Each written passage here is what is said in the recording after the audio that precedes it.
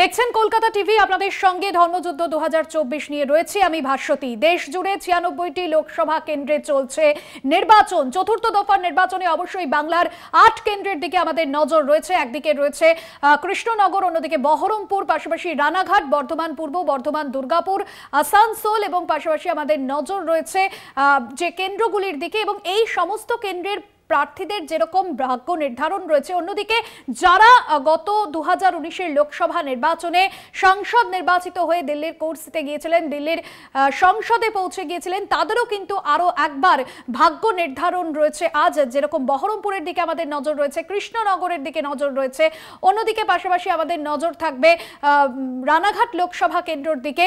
এই সব মিলিয়ে যেরকম নজর রয়েছে, আসানসোলের দিকেও আমরা নজর রাখবো, কারণ আসানসোলে সকাল 7টা থেকে ভোট গ্রহণ প্রক্রিয়া শুরু হয়ে গিয়েছে। তবে বিধানসভা নির্বাচনের নিরিখে আসানসোলে কিন্তু 5টা কিন্তু তৃণমূলের দখলে যায় এবং 2টো কিন্তু বিজেপির দখলে আসন যায়।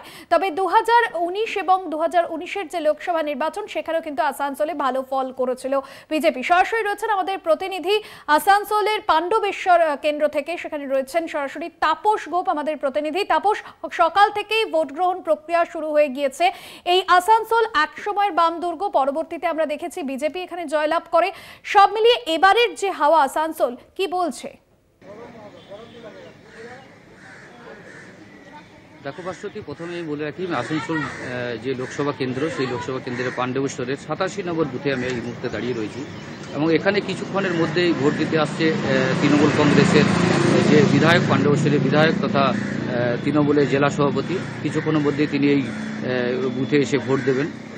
যেটা তুমি বলছিলে যে একটা সময় আসানসোল ছিল বাম দুর্গ, তারপরে বাম দুর্গর পর বিজেপি এখানে লোকসভায় আসানসোল লোকসভা থেকে বাবুল সুপ্রিয় এখান থেকে জয়লাভ করে, এবং তারপরে যখন ও দলত্যাগ করে যখন তৃণমূলে যায়, তারপর থেকে যেটা দেখা যায় শত্রুঘ্ন সিনহা এখানে বাই ইলেকশনে বিপুল ভোটে জয়ী হয়, বিপুল ভোটে হয়, প্রায় 3 লক্ষ উপরে ভোটে জয়ী হয়।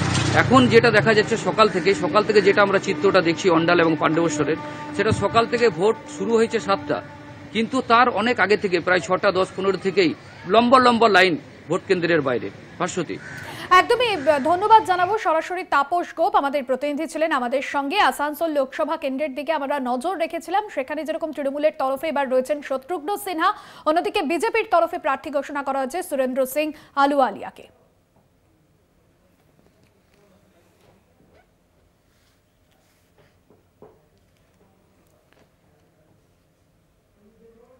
বাংলায় 8 কেন্দ্রে মোট 538 কোম্পানি কেন্দ্র বাহিনী মোতায়েন। চতুর্থ দফার নির্বাচনে 578 কোম্পানি কেন্দ্র বাহিনী মোতায়েন করা হয়েছে এবং 148টি কুইক রেসপন্স টিম মোতায়েন রয়েছে। 430 কোম্পানি বাহিনী মোতায়েন থাকবে ভোট কেন্দ্রে।